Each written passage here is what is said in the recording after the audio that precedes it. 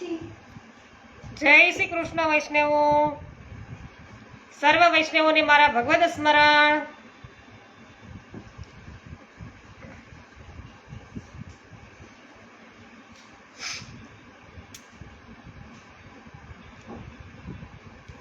વૈષ્ણવો, આપણે રોજની માફક રોજ બપોરના 2 વાગે લાઈવ થઈએ છીએ, એમ થઈ ચૂક્યા છીએ વલ્લભ આખ્યાનના લાઈવ વાંચન અર્થે. અજ્ઞાનતિમિરાન્ધસ્ય જ્ઞાનાંજન શલાકયા ચક્ષુરુન્મીલિतं येन તસ્મૈ શ્રી ગુરવે નમઃ. શ્રી વલ્લભાધીશ કી જય. શ્રી ગુસાઈજી પરમ દયાલ કી જય.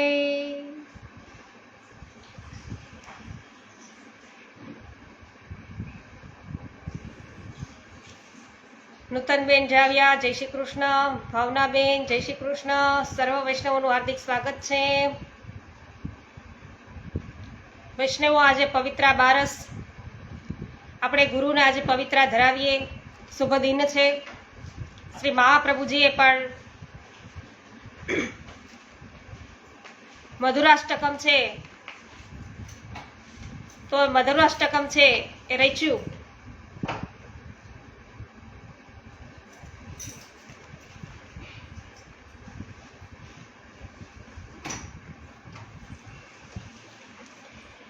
તો વલ્લભ આખ્યાનમાં વૈષ્ણવો, આપણે ચોથું આખ્યાન છે એ સમજી રહ્યા છીએ. અને ચોથા આખ્યાનની અંદર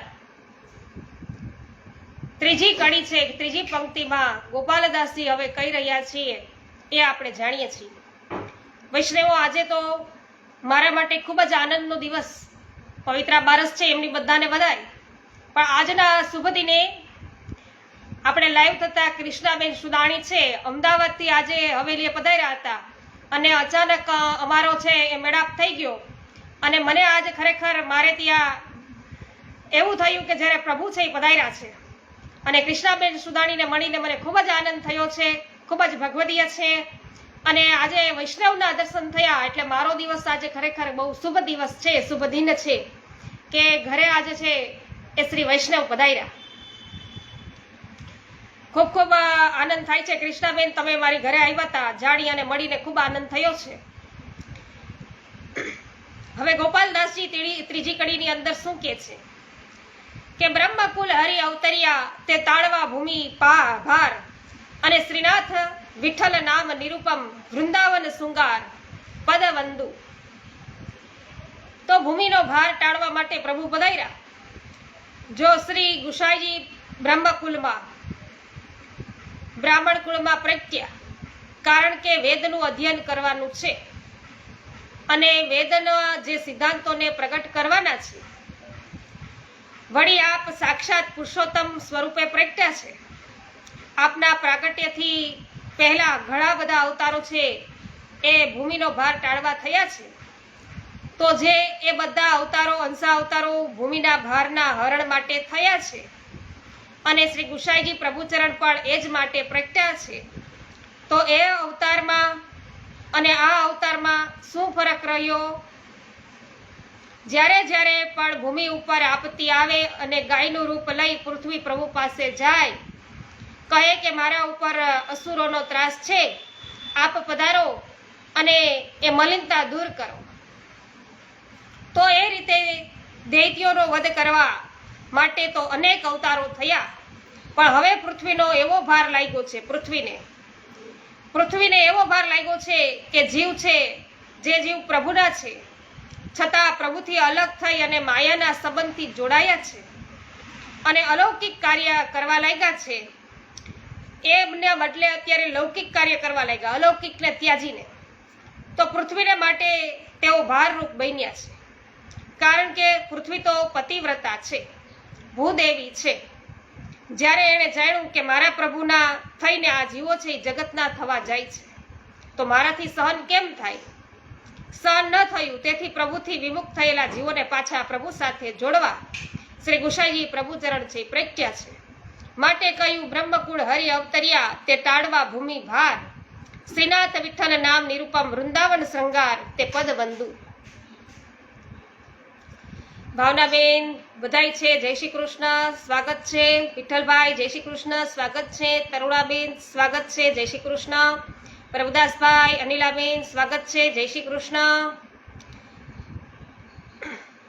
તો એ સમય એવો હતો કે આચાર્ય રૂપે પ્રગટ થવાની આવશ્યકતા હતી અને બહારથી અનેક આક્રમણો દેશ ઉપર થતા હતા.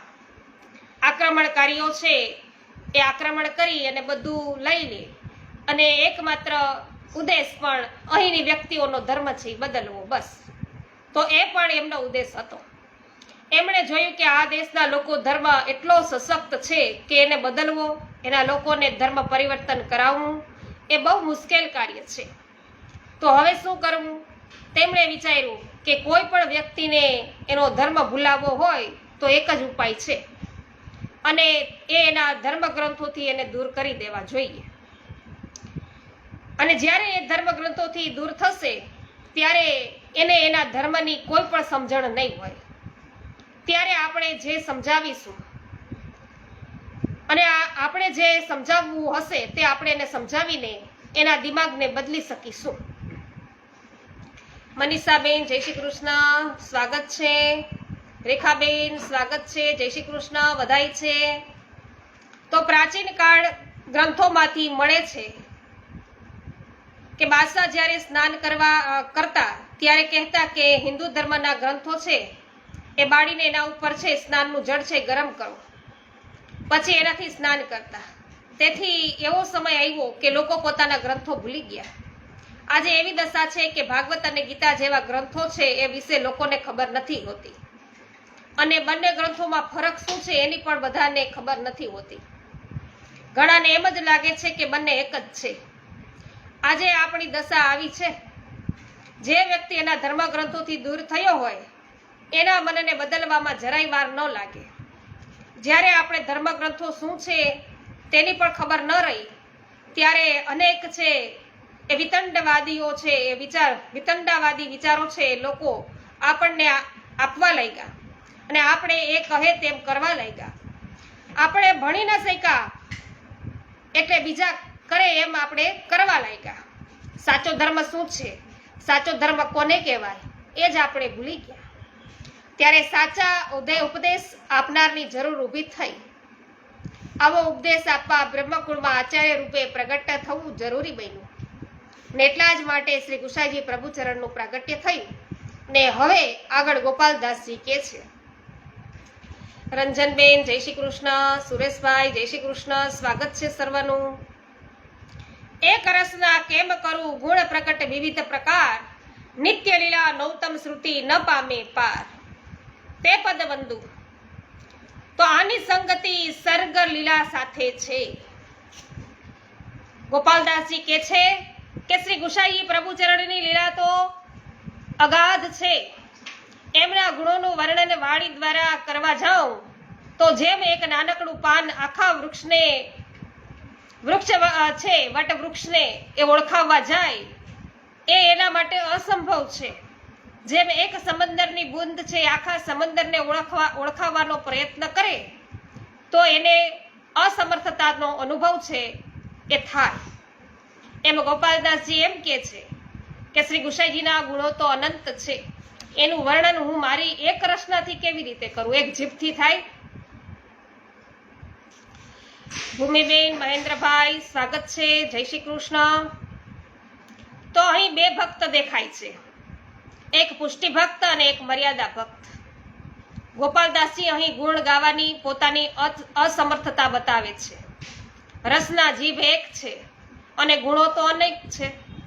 અહીં ગુણોનું વર્ણન કરવાની ઈચ્છા ગોપાલદાસજીની ઓછી છે, કારણ કે પુષ્ટિ ભક્ત એ છે કે જેની આસક્તિ પોતાના પ્રિયના ગુણોમાં નહીં પણ પ્રિયના સ્વરૂપમાં હોય, અને ગુણોમાં આસક્તિ એ મર્યાદા ભક્તિ અને સ્વરૂપમાં આસક્તિ એ પુષ્ટિ ભક્તિ.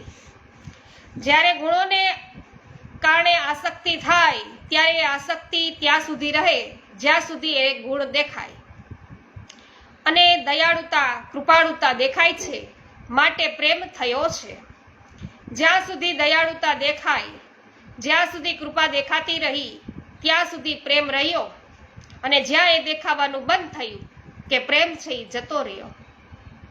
સાચો પ્રેમ એ છે કે જે અકારણ છે. પ્રેમ એ છે કે જે આપણા સ્વરૂપના કારણે છે. જ્યાં સુધી કોઈ આપણને કહે કે તમે આ સ્વરૂપમાં આસક્તિ હોવાનું કારણ શું, તમને આ સ્વરૂપની અંદર આસક્તિ છે એનું કારણ શું, અને જો આપણી પાસે કારણ હોય તો માનવું કે આપણને પ્રેમ થયો નથી, ખાલી પ્રેમનો ભ્રમ થાય છે. જ્યારે આપણી પાસે આપણા પ્રિયને સ્નેહ કરવાનું કારણ ના હોય ત્યારે માનવું કે સાચા અર્થમાં સ્નેહ થયો છે. ગોપાલદાસજીની આસક્તિ તો શ્રી ગુસાઈજીના સ્વરૂપમાં છે. એ વૃંદાવન ચંદનું વર્ણન કરવામાં આવે છે, અને શ્રી ગુસાઈજી શ્રી અંગનું વર્ણન કરવામાં આપની પ્રીતિ છે, અને ગુણોનું વર્ણન કરવામાં રુચિ ઓછી છે. ગુણને કારણે પ્રીતિ થશે તો તે મર્યાદા પ્રીતિ હશે. મારે તો આપના સ્વરૂપનું વર્ણન કરવું છે. પ્રભુની લીલા નિત્ય નવતમ છે, એનો કોઈ પાર પામી શકતું નથી. એમ શ્રી ગુસાઈજી પ્રભુચરણ લીલા છે એ નિત્ય નવતમ છે, અને શ્રુતિઓ પણ એનો પાર છે એ પામી શકતી નથી. નિત્ય લીલા કોને કહેવાય? આજે પણ છે અને હમણાં પણ છે એ નિત્ય લીલા.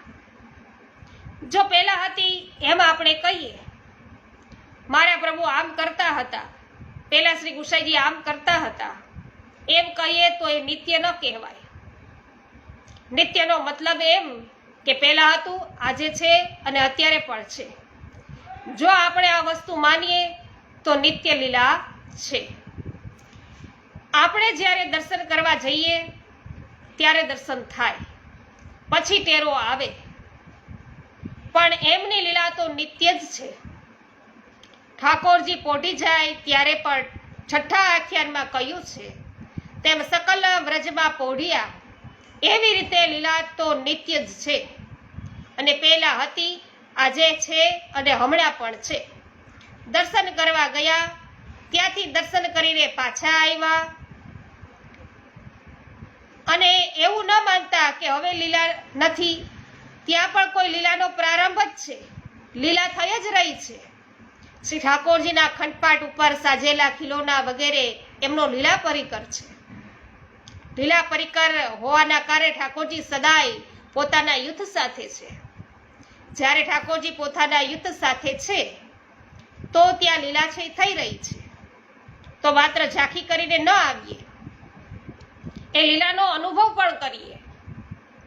અનુભવ કરીશું ત્યારે લાગશે કે ઠાકોરજીની લીલા કોઈ કાળમાં થઈ હતી, એવું નથી. એ લીલા આજે પણ થઈ રહી છે. મંજુબેન, સુરેશભાઈ, કૈલાસબેન, સર્વ વૈષ્ણવોનું હાર્દિક સ્વાગત છે. મારા જય શ્રી કૃષ્ણ. તો ગોવિંદ સ્વામી એકવાર કીર્તન કરતા હતા અને તેમણે જોયું કે શ્રીનાથજી બાવાના પાગનો એક પેચ ખુલી ગયો છે. પૂછે છે, પ્રભુ આ શું લીલા છે? શ્રીનાથજી બાબાએ કહ્યું, તે મને પકડી લીધો છે, હવે તું જ આવીને પાગ સવારી દે. ગોવિંદ સ્વામીએ નિજ મંદિરમાં જઈ અને પાગ પેચ સવારી દીધો છે. અને બીજા બધા વૈષ્ણવો વિચારે છે કે આ ગોવિંદ સ્વામી જેવા ભગવદીય થઈ અને ભીતર ઘૂસી ગયા અને શ્રીનાથજીના પાગ છે સરખો કર્યો. વાત ગઈ ગુસાઈજી પાસે. હવે આ વૈષ્ણવજી કેવા ગયા હતા, એ તો બધા થોથવા માંડ્યા હતા, કઈક બહુ થઈ ગયું.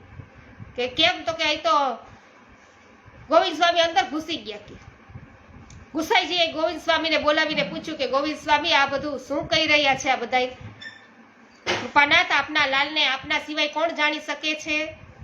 ગુસાઈજી હસી પડ્યા. બીજા વૈષ્ણવો ગયા પછી થોડા અતરંગ વૈષ્ણવો હતા, તેમણે પૂછ્યું, કૃપાનાથ આ શું લીલા હતી?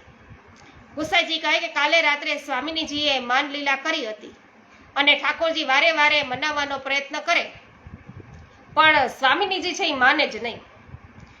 શ્રી ઠાકોરજી ક્યારેક બંસી વગાડે, ક્યારેક નૃત્ય કરે, પણ સ્વામિનીજી માને જ નહીં, માન છોડે જ નહીં. શ્રીજી બાવા મનાવીને થઈ ગયા. વિચાર કરે છે કે હું કેમ કરી અને સ્વામિનીજીના માનમાં છે એ મોચન કરું. વિચાર્યું કે હું તો ભાગવત સ્વરૂપ છું, મારું મસ્તક શું છે?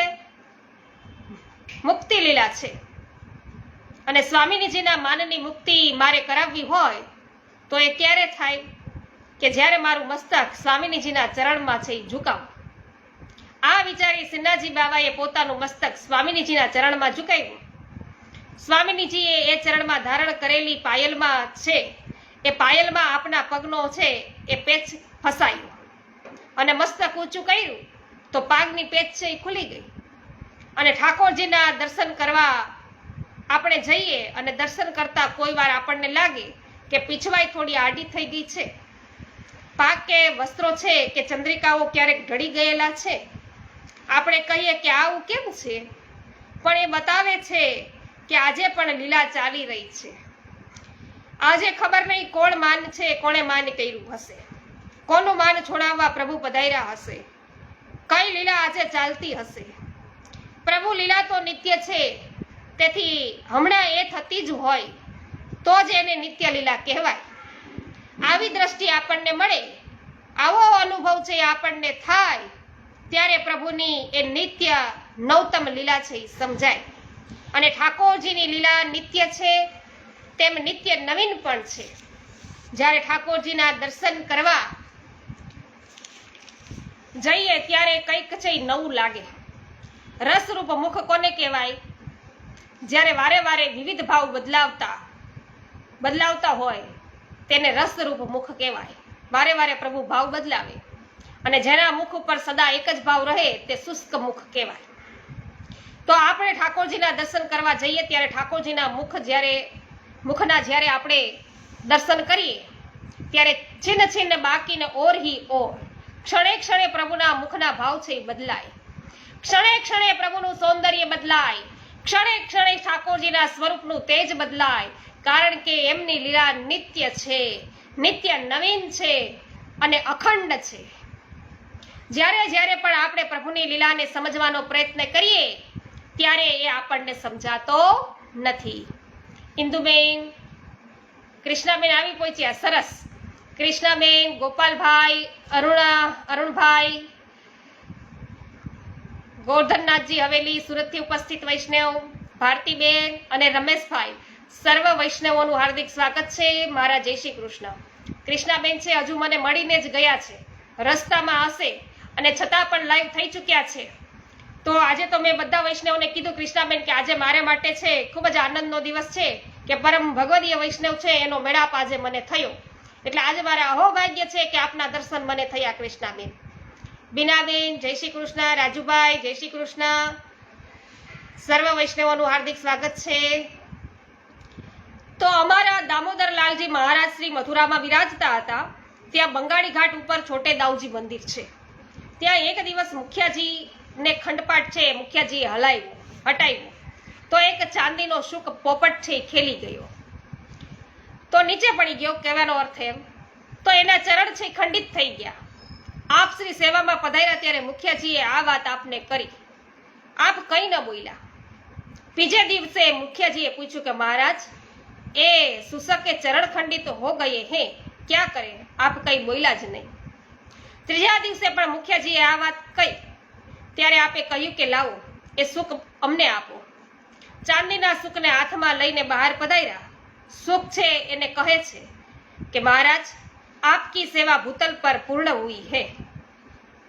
સુખને કહે છે કે તમારી સેવા છે ભૂતલ ઉપર હવે પૂર્ણ થઈ. મહારાજ આપકી સેવા ભૂતલ પર પૂર્ણ હુઈ હે, આપ લીલા में પધારો. એમ કહી અને સુખને ઉડાડ્યો. સુખ ઉડતો ઉડતો નિત્ય લીલામાં પહોંચી ગયો. તો બોલો ચાંદીનો હતો એ સુખ. આપણે એમ થાય કે આપણે ખીલોના ધરાવ્યા જ, પણ સાક્ષાત પ્રભુના પરિકર છે એ વૈષ્ણવો. એમ કહીને સુખને ઉડાડ્યો અને સુખ ઉડતો ઉડતો નિત્ય લીલામાં પહોંચી ગયો છે. આમ આ બધા ઠાકોરજીનો લીલા પરિકર છે. તેથી જ અપરાધ છે, અપરાધોમાં બતાવ્યું છે કે આપણા પગનો સ્પર્શ એ ખંડપાઠ, પછી પડઘા કશાને થાય નહીં. કારણ કે આ બધા ભગવદ લીલામાં સહાયક છે. ઠાકોરજીના લીલા પરિકરને આપણે સમજીશું તો આપણને લાગશે કે આપણે જે કંઈ કરીએ છીએ, ઉત્સવ કરીએ છીએ, મનોરથ કરીએ છીએ, એ એમને એમ નથી, પણ એની પાછળ અલૌકિક ભાવ છે. ત્યાં એ લીલા છે એ થઈ રહી છે. કોઈ પણ મનોરથ હોય, એના પદ ગવાય ત્યારે એ લીલા ત્યાં પ્રગટ થઈ જાય છે. જેમ મર્યાદામાં પણ અર્ચન કરતા હોય ત્યારે વેદ મંત્રો છે એ બોલાય, તેમ આપણે ત્યાં અષ્ટછાપની વાણી છે એ ગવાતી હોય ત્યારે એ લીલા ત્યાં પ્રગટ થયા વિના રહે જ નહીં, પ્રગટે જ ને. એટલા માટે તો આપણે ત્યાં સમય સમયના પદ છે એ ગવાય છે. જે લીલાના દર્શન હોય એ લીલાના પદ ગવાય. શા માટે? કારણ કે એ લીલા ત્યાં પ્રગટ થાય. લીલા પ્રગટ થાય ત્યારે રસાનુભવ છે એ થવો જોઈએ. માટે કહ્યું છે કે નિત્ય લીલા નિત્ય નૌતમ શ્રુતિ ન પામે પાર. જે રીતે પ્રભુની લીલા નિત્ય નવીન છે, એ રીતે શ્રી ગુસાઈજીની લીલા પણ નિત્ય છે અને નવીન છે. અને 5મી પંક્તિમાં કહે છે, સકલ શાસ્ત્ર પ્રમાણ બોલે સાર માહે સાર, તત્વ માહે તત્વ ત્રિભુવન ભક્તનો આધાર. તે પદ વંદુ શ્રી વલ્લભ, તે પદ વંદુ છું. આ કડી છે વૈષ્ણવો, એ દરેકે દરેક અંતની અંદર છે એ બોલવામાં આવે જ છે. એટલે આપણે ખાસ છે એ ધ્યાનમાં રાખવાનું છે, એ ભૂલાય નહીં. જીતુભાઈ જય શ્રી કૃષ્ણ, સ્વાગત છે. મહેશભાઈ જય શ્રી કૃષ્ણ, સ્વાગત છે. તો સકલ શાસ્ત્રોનું મંથન કરી અને શ્રી ગુસાઈજી પ્રભુ ચરણે સિદ્ધ કર્યું છે કે આપણા સાચા કોઈ ઈષ્ટ છે, સાચા કોઈ આરાધ્ય છે, તો એ આપણા શ્રીજી બાવા છે. અને ભાગવતના સાર પ્રમાણે, વેદોના સાર પ્રમાણે એ છે સિદ્ધ કરી બતાવ્યું. આની સંગતિ 4થા સ્કંદ સાથે છે. તેમાં વૈષ્ણવોના ધર્મ, અર્થ, કામ અને મોક્ષ શું છે, જે વૃતાસુર ચતુશ્લોકીની અંદર બતાવવામાં આવ્યું છે, તે બતાવેલ છે. આ વિસર્ગ લીલા છે. અને તેમાં બતાવ્યું છે કે શ્રીજી બાવા કેવી રીતે ધર્મનું દાન, અર્થનું દાન, કામનું દાન અને મોક્ષનું દાન આપે છે. તો વૈષ્ણવોનો ધર્મ શું? વૈષ્ણવ છે તો એનો ધર્મ શું? તો કહે છે કે પ્રભુની સેવા, પ્રભુના દર્શન અને પ્રભુના દર્શનનો તાપ જાગે એ કામ, અને પ્રભુને લીલા પરિકરોમાં આપણો પ્રવેશ થાય, એ જ આપણો મોક્ષ. એટલે પ્રભુ છે એ નિત્ય લીલા કરી રહ્યા છે, એમના પરિકર સાથે કરી રહ્યા છે. તો એ પરિકરની અંદર આપણે એના પરિકરની અંદર સમાવેશ આપણો થઈ જાય તો છે, તો કીધું છે કે આપણો એ મોક્ષ કહેવાય. આપણો સાચો મોક્ષ એ છે. અને હવે 6ઠી કડીની અંદર શ્રી ગુસાઈજી પ્રભુચરણ છે એમનું સ્વરૂપ બતાવે છે ગોપાલદાસજી, કે સર્વો અંગો અંગ રસ ભૈરા, રસ ભૈર્યા લોચન ચાર, ચરણ વલણે બોધવ્યા, હૃદય ભાવ અનેક પ્રકાર. તે પદ વંદુ શ્રી વલ્લભ નંદજી. તો વલ્લભ નંદનજીને આપણે અહીંયા વંદન કરીએ છીએ. અને શ્રી ગુસાઈજીના પ્રભુચરણના સ્વરૂપનું વર્ણન કરતા ગોપાલદાસજી કહે છે કે આપના સર્વ અંગો છે રસ ભૈરા છે. શ્રી ગુસાઈજી એ જ વૃંદાવન ચંદ છે, જેના કારણે ગોપાલદાસજી દર્શન કરે છે કે જેમ પ્રભુના સ્વરૂપમાં અનેક અનેક રસોનો અનુભવ થાય છે, તેમ શ્રી ગુસાઈજીના સ્વરૂપમાં પણ થાય છે. જ્યાં જ્યાં દ્રષ્ટિ પડે ત્યાં કંઈક નવીન રસ છે એ ઝળકતો હોય એવા દર્શન થાય છે. એ કયો રસ છે? તો કે છે કે જ્યાં શ્રી ગુસાઈજીના નેત્રોમાં દર્શન કરીએ ત્યાં સ્નેહ રસ દેખાય, ક્યારેક વળી એ નેત્રોમાં કરુણ રસ પણ દેખાય, કરુણા રસ પણ દેખાય. કરુણા રસ એટલે દયાભાવ. તો ક્યારેક નેત્ર બંધ કરી અને સ્મરણ કરીએ તો વિરાગની સ્વરૂપના દર્શન થાય, અને ક્યારેક કૃપા કરીને આપણને કાંઈક કહેતા હોય ત્યારે ભક્તિ રસનો અનુભવ પણ થાય. ક્યારેક પ્રભુના સાનિધ્યાનમાં આપણે એના સાનિધ્યમાં હોઈએ અને પ્રભુને શૃંગાર ધરતા હોય ત્યારે શૃંગાર રસનો અનુભવ પણ થાય, તો રતિ રસનો પણ અનુભવ થાય. તો એમ શ્રી ગુસાઈજી પ્રભુચરણના જે અંગ ઉપર આપણી દ્રષ્ટિ પડે એ શ્રી અંગમાંથી કોઈક નવીન રસ છે મળતો હોય એવો અનુભવ જીવ કરે છે. તો આપના રોમ રોમમાં તો એ રસ છે એ જીવને સંપાદિત થાય છે. પણ જ્યાં આપના નેત્રો ઉપર દ્રષ્ટિ પડે તો ત્યાં પણ રસ દેખાય છે. કહે છે કે સર્વ અંગો અંગ રસ ભૈરા, રસ ભૈર્યા લોચન ચાર. શ્રી ગુસાઈજીના લોચનમાં 4 રસ ભરેલા છે.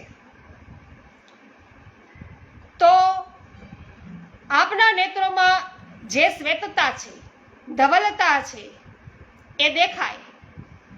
નેત્રોમાં શ્યામ કીકી પણ દેખાય. નેત્રમાં રહેલી લાલીમા છે એ પણ દેખાય. અને નેત્રે જાણે હસતા હોય એવું પણ લાગે. એ નેત્રો જાણે હસતા હોય એવું લાગે. તેથી ગોપાલદાસજી કહે છે કે આપના નેત્રોમાં 4 રસનો અનુભવ થાય છે. જિજ્ઞેશભાઈ જય શ્રી કૃષ્ણ, સ્વાગત છે. રમીલાબેન જય શ્રી કૃષ્ણ, સ્વાગત છે. શ્યામ કીકી છે એ શૃંગાર રસ છે. જ્યાં ધવલતા છે તે શાંત રસ છે. નેત્રની અંદર જે લાલીમા છે એ રૌદ્ર રસ છે. અને કોઈ પણ વ્યક્તિ જ્યારે હસે ત્યારે સૌથી મધુર હાસ્ય કયું કહેવાય? ભલે અધર ખુલે કે ન ખુલે, પણ એના નેત્રો હસે તો એ હાસ્ય સૌથી મધુર હાસ્ય કહેવાય. તો એમ શ્રી ગુસાઈજી પ્રભુચરણના નેત્રો પણ એવા છે કે નેત્રની અંદર પણ, નેત્રથી પણ તેઓ સ્મિત કરે અને હાસ્યનું દાન પણ કરે, હાસ્ય રસનું દાન કરે. માટે આપણા નેત્રોમાં શૃંગાર રસ, શાંત રસ, રૌદ્ર રસ અને હાસ્ય રસ પણ છે. આપના નેત્રોમાં સ્નેહ, શૃંગાર રસ તો છે, પણ જોડે વીર રસ, કરુણ રસ પણ છે. અને ઘણા કહે છે કે ભક્તિ રસ પણ છે. તો ઔદાર્ય રસ છે, ઔદાર્ય રસ. તો આ ઔદાર્ય રસ છે, જેવો જેવો અધિકારી જીવ હોય એ જીવને પોતાના નેત્રો દ્વારા ભાવનું દાન આપશ્રી કરે છે. જસવંતીબેન જય શ્રી કૃષ્ણ, સ્વાગત છે. તો આપણા આચાર્ય ચરણ મથુરાની શેરીઓમાંથી પધારતા હતા ત્યારે દુકાનમાં રહેલા બધા ભગવત સ્વરૂપો ઉપર આપની દ્રષ્ટિ પડે ત્યારે એમનું મૂળ સ્વરૂપ છે એ પ્રગટ થાય અને એવી લીલા કરવા લાગે. એવી રીતે શ્રી ગુસાઈજી પ્રભુચરણ પણ જેવા જેવા જીવ સન્મુખ આવીને બેસે ત્યારે આપ પોતાના નેત્રો દ્વારા ભાવનું દાન કરે. નેત્ર દ્વારા જ આપ શૃંગાર રસ છે એનું દાન પણ કરે. કારણ કે જ્યારે સ્નેહ હોય ત્યારે જીભથી બોલવું એ ગૌણ કહેવાય. જ્યારે માણસનું સર્જન કર્યું ત્યારે પ્રભુએ એને કહ્યું હતું કે જો આ દુનિયાની વાત કરવા માટે હું તને જીભ આપું છું, પણ પોતાના પ્રિય સાથે વાત કરવા માટે મેં તને નેત્રો આપ્યા છે. એમ ન માનતો કે આ નેત્ર તે માત્ર જોવા માટે જ આપું છું. પ્રિય સાથે સ્નેહની વાત કરવા માટે આ નેત્ર તને આપું છું. પ્રેમની વાત જીવવાથી જ્યારે થાય ત્યારે ઘણીવાર એવું બને કે જેવું આ મન અનુભવ કરતું હોય એ બધી વસ્તુ કહી ન શકાય. સ્નેહની વાત છે જીવવાથી નહીં, પૂર્ણ રીતે કહી શકાતી નથી અને સામેવાળો છે પૂર્ણ રીતે સમજી પણ ના શકે. જેવું આપણે કહેવા માંગતા હોય એવું. તો નેત્ર એવું સાધન છે જેના દ્વારા હૃદયના ભાવ છે એ પૂરા પ્રગટ કરી શકાય. વાણી દ્વારા જે પામીએ તે હંમેશા અપૂર્ણ હોય, નેત્ર દ્વારા પામીએ તે હંમેશા પૂર્ણ હોય. શ્રી ગુસાઈજી ભાવનું દાન છે એ નેત્ર દ્વારા કરે છે. આપના નેત્રોમાં શૃંગાર, શાંત, રૌદ્ર, હાસ્ય રસ છે. પોતાના અલગ અલગ જીવોને, અલગ અલગ રીતે શરણમાં આવેલા જીવોને ભાવનું દાન કરવા માટે નેત્રો દ્વારા રસનું દાન કરે છે. જેમ શ્રી ઠાકોરજીના શ્રી અંગમાં બધા રસો છે અને નેત્રોમાં 4 રસ છે, એમ શ્રી ગુસાઈજીમાં પણ છે. તો એટલા માટે અલગ અલગ સ્વભાવ, વૃત્તિ, પ્રવૃત્તિવાળા જીવો જ્યારે પ્રભુના સાનિધ્યમાં આવે અને એમના ઉપર દ્રષ્ટિ પડે ત્યારે દ્રષ્ટિ દ્વારા જીવ છે પ્રભુનો થઈ જાય છે. તો કેવા કેવા વિષયી જીવો પણ આવે, એમની રુચિ છે એ તો લૌકિક શૃંગાર રસમાં હોય. એવા જીવો ઉપર પણ જ્યારે આપણી દ્રષ્ટિ પડે, આપના નેત્રોની શ્યામલતાનો એને અનુભવ થાય ત્યારે એનો એ અલૌકિક શૃંગાર રસ છે એ ઠાકોરજીના અલૌકિક શૃંગાર રસમાં પરિવર્તિત થાય છે, પરિવર્તિત થઈ જાય છે. અને ક્યાંય સાંભળ્યું હતું કે કોઈક ગામમાં એક વિષય વ્યક્તિ રહે, ગામની વરાંગના ઉપર એ એટલો બધો આસક્ત થયેલો કે આખો દિવસ એને જોયા વિના એ રહી ન શકે. એક દિવસ એક બજારમાંથી જતો હતો, તડકો હતો, અને થયું કે જેને હું પ્રેમ કરું છું એ વારાંગનાને આ તડકો છે એ પડવાથી શ્રમ ન પડે એટલા માટે એ છત્રી લઈને આવ્યો. છત્રી વારાંગનાના માથે ધરી અને ચાલવા લાગ્યો. તે પણ કેવી રીતે? એની પાછળ પાછળ નહીં, પાછળ ચાલે તો જેને જોયા વગર રહી નથી શકતો, એનું મુખ ન દેખાય, તેથી ઊંધો ચાલવા લાગ્યો અને વારાંગનાના મુખ સામે પોતાનું મુખ રાખીને હાથમાં છત્રી પકડી અને ઊંધો ચાલે. ગામના લોકો જોઈ રહ્યા છે, આ કેવો વિષય છે. પેલી વારાંગનાના એને સુખ આપવા માટે પોતાના જીવની પરવા નથી, લોકો શું કહેશે એની પણ એને પરવા નથી, તો પેલીને સુખ આપવા માટે પોતાના પ્રાણોની લોક અપવાદની પરવા કર્યા વિના પાછળ પાછળ જઈ રહ્યો છે. આમ લોકો નિંદા કરવા લાગ્યા. અને ત્યાંથી એક સંત છે એ જતા હતા અને સંતની દ્રષ્ટિ આ વિષય વ્યક્તિ ઉપર પડી અને તેઓ એકદમ રોકાઈ ગયા. શિષ્યો પૂછે છે કે અરે આપ કેમ રોકાઈ ગયા? હું પેલા જીવને જોઈ રહ્યો છું, જે વરાંગનાના ઉપર એટલો આસક્ત છે કે એને શ્રમ ન થાય માટે એ છત્રી લઈને ચાલે છે, વળી એનું મુખ જોયા વિના રહી ન શકતો હોય એટલે ઊંધો ચાલે છે. આને જેવી આસક્તિ આ વારાંગનામાં છે તેવી આસક્તિ ઠાકોરજીમાં હોય તો? અને વારાંગનાનું સહેજ પણ દુઃખ એ સહન કરી શકતો નથી, એ રંચક દુઃખ ન પડે માટે પોતે પ્રાણની પણ પરવા કરતો નથી. તો રસ્તામાં ખાડો આવશે તો પડી જશે, ચિંતા એની કરતો નથી. જેને પ્રેમ કરે છે એને સુખ આપવા માટે ભૈરા બજારમાં આ રીતે જઈ રહ્યો છે. અને ખરેખર આ સાચા આત્મા પ્રભુનો કોઈ પ્રેમી થઈ શકે તો આવો જીવ જ થઈ શકે કે એને કોઈની પરવા ન હોય, ગમે એવી વાતો કરવી કરે. આપણે તો ઠાકોરજીમાં પ્રીતિ કરવી, સેવા કરવી. તો ખરેખર આ જીવ પ્રભુને લાયક છે, જેને પ્રાણની કે લોક અપવાદની ફિકર નથી. તો પેલો તો સંત પાસે આવે તેમ નહોતો, એટલે અંતે એ વરાંગનાને કહ્યું કે આ વ્યક્તિને લઈને એકવાર દર્શન કરવા આવજે. એમને એમ તો એ મંદિરે આવે એમ નથી, પણ વારાંગનાએ કહ્યું કે એટલે મારે જવું પડશે એમ વિચારી સંતના દર્શને એ વારાંગના છે એ સાથે ગયો. અને સંતે પ્રભુને વિનંતી કરી કે હે શ્યામ સુંદર, આ જીવ ખરેખર આપને લાયક છે, આપને સુખ આપી શકે તેમ છે. આપ એવી કૃપા કરો કે લૌકિક સૌંદર્યમાંથી એનું મન હટે અને આપનામાં લાગે. અને પેલો મંદિરમાં આવ્યો પણ ત્યારે વારાંગનાના તરફ મુખ રાખીને ઊંધો ચાલી રહ્યો હતો. અને પ્રભુના દર્શન એ કરે માટે વારાંગનાએ શું કર્યું? પ્રભુ તરફ પીઠ રાખી અને ઊભી રહી. અને વારાંગનાના તરફ જોતા એની દ્રષ્ટિ પાછળ પ્રભુના મુખ ઉપર ગઈ. એ જોતો સ્ત્રીને જોવા, પણ પ્રભુના મુખ ઉપર એની દ્રષ્ટિ પડી આ વિષયની. અને જ્યાં પ્રભુના નેત્રો છે એના દર્શન કર્યા, ત્યાં સંતે વિનંતી કરી કે પ્રભુ આજે આને આપણું એવું સૌંદર્ય બતાવો કે જગતના બધા સૌંદર્ય છે એને ફીકા લાગે. અને જ્યાં વારાંગના ઉપરથી એનું મુખ હટ્યું અને પ્રભુ તરફ દ્રષ્ટિ ગઈ તો પ્રભુએ એનું લાવણ્ય છે પ્રગટ કર્યું પ્રભુએ. અને એને લાગ્યું કે આ દુનિયામાં સૌંદર્ય પામવા માટે ભટકતો રહ્યો હું, પણ સાચું સૌંદર્ય તો અહીં મારા પ્રભુના મુખારવિંદમાં છે. એની આંખોમાં આંસુ આવી ગયા, એની આખી દશા છે એ બદલાઈ ગઈ અને પ્રભુના અલૌકિક રસનો અનુભવ કરી અને જગતના બધા રસ એને તુચ્છ લાગવા લાગ્યા. એ એટલો મોટો ભક્ત થયો કે એની કથા છે એ ભક્ત માળામાં આપેલી છે. પ્રભુ જીવને દર્શન આપી અને ખેંચી લે છે, નેત્ર દ્વારા ભાવનું સંપાદન કરે અને એ રીતે નેત્ર દ્વારા જ પ્રભુ દંડ પણ આપે છે. નેત્ર દ્વારા જ પ્રભુ છે એ કઠોર કૃપા પણ કરે છે.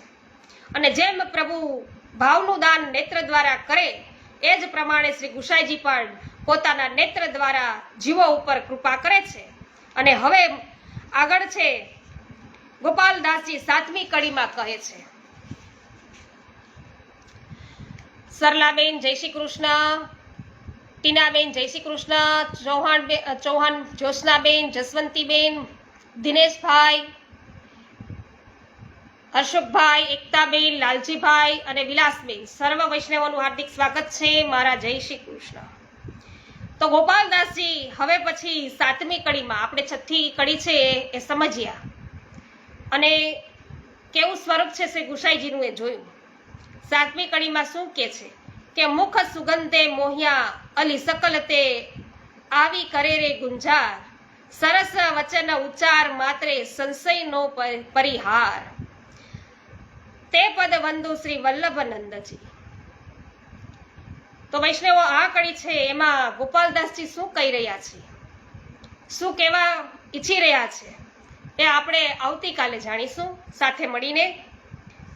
7મી કડી ચોથા આખ્યાનની આવતીકાલે. સર્વ વૈષ્ણવને ફરી આજ પવિત્રા બારસ છે એમની ખૂબ ખૂબ વધાઈ. આપણા બધા જ વૈષ્ણવો માટે ખૂબ જ આનંદનો દિવસ છે.